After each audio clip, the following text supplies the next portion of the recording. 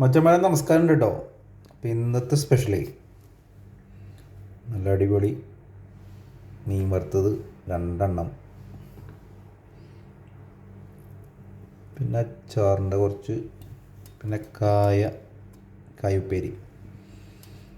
അപ്പോൾ ആദ്യം നമുക്ക് കുറച്ച് കായുപ്പേരി എടുക്കാം. വേറെ കറികളൊന്നും ഇല്ലല്ലോ.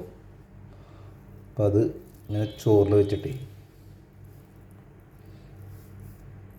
കൂട്ടിങ്ങൾ എടുത്തിട്ട് കൊള്ളാം.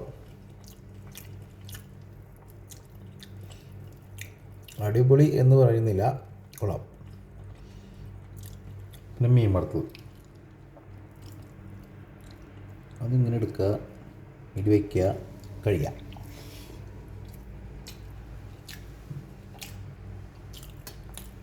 കൊള്ളാട്ടോ, ഒഴിയാ. ഇതാണ് ഇന്നത്തെ സ്പെഷ്യൽ. നാളത്തെ സ്പെഷ്യലായിട്ട് നോക്കി നാളെ കാണാം.